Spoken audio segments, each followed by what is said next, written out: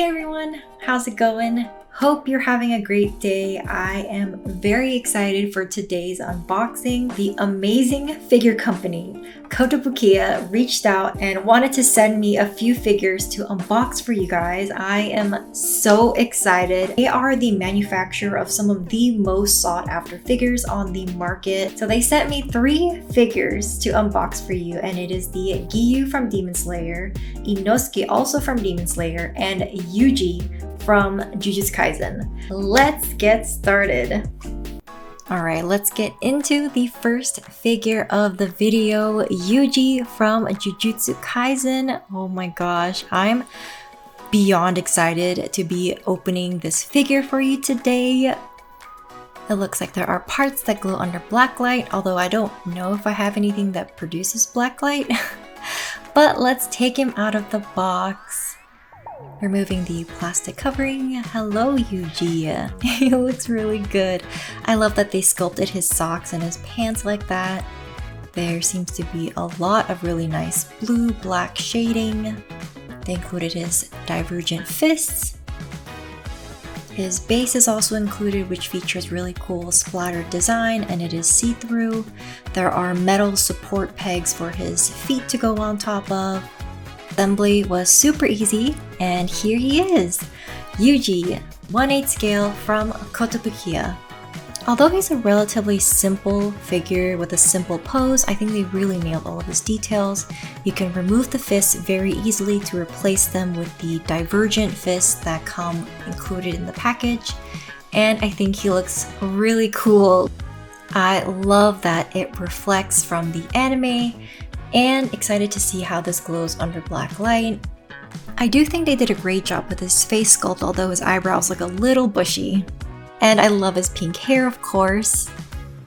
The base design really reminds me a lot of the splotchy manga covers. And they even got the detail from his shoelace. And turning the lights off, boom! Using a UV flashlight, I was able to get this effect, but I'm not sure I would have the flashlight on the whole time, so cool, but not that practical. Overall, what an awesome figure. Now, Kotobukiya likes to do 1/8 scale, so next to a soda can, he stands a few inches taller. Moving on to figure number 2, Inosuke from Demon Slayer. One of my favorite characters. He is so funny. He comes from the ARTFX J line, and it looks like he's trying to get out of the box. Let's free him, opening up this box, pulling out the blister, and wow, muscles? That is the first thing I noticed. He has a lot of very sculpted fur parts as well as muscles. The blades look amazing. And here are some instructions on how to get it in. Boom! Inosuke from Demon Slayer.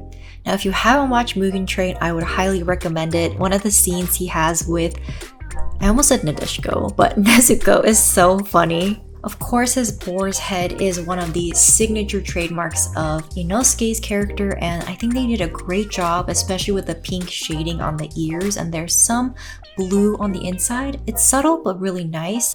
The brown fur belt around his waist, a lot of detail and attention went into that, but I don't think it necessarily looks like fur to me just because of how it was sculpted.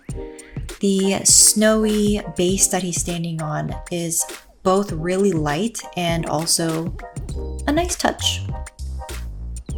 And of course, the highlight of this figure, muscles. He's got muscles upon muscles, and he is ready to take you down. Compared to this soda can, he is still a bit taller. Kind of small, but taller. Okay, I'm sorry, just taller, okay? Anyways, moving on to the last figure of today. Figure number 3, Giyu from Demon Slayer.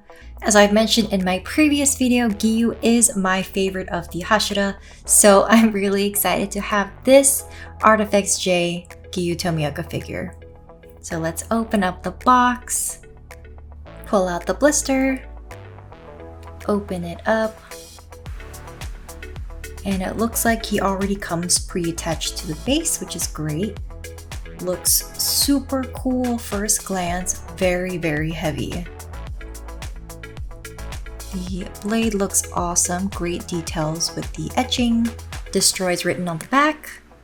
And the base is a semi-transparent, beautiful blue color. Great sculpting with a signature determined look, and here is the full look at Giyu.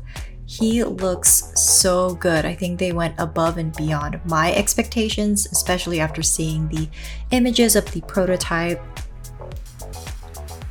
And if we zoom out a little, we can see that his blade extends pretty far up. From the bottom of the base to the tip of his sword, it is about 10.5 inches. His face is massively improved, and his billowing haori is so nice. I love the details, and they really got the colors and the pattern just right. The base, of course, is a highlight for me. The swirling waters with the foam accents, I just think they did a great job, and it's so glossy and shiny too, like real water. The blade is nice and detailed. One of my favorite Giyu figures for sure. And for size, here he is next to a can of soda. And here's what it looks like zoomed out. If you're a fan of any of these characters, I really think these are a great option for figures. They're a great price, quality is nice, and yeah, overall, would highly recommend each and every one of these. Alright, squad, let's roll out. And unfortunately, I'm going through a DTOF shortage at my nearest IKEA, so for now, they'll be protecting the bottom shelf of my DTOF. Wow, these figures look amazing. I don't know if you could see them right here. I think they look way better in person and on video than they do in pictures and even on the box. I think Kotobukiya tends to range from $100 to $150 US, and I think that's a great price for what you're getting. Most of the pre-orders that I'm making for next year are close to $200, and you know, scale-wise, it's the same scale. Quality-wise, it looks like similar quality. So I don't know what you're doing, Kotobukiya, but keep doing it. Anyways, thank you so much for watching. I hope you enjoyed these unboxings. If you are interested in purchasing Kotobukiya figures, please check out my description below for where you can get them, especially if you are not in Japan. Thank you so much for watching, and I'll catch you next time. Bye bye.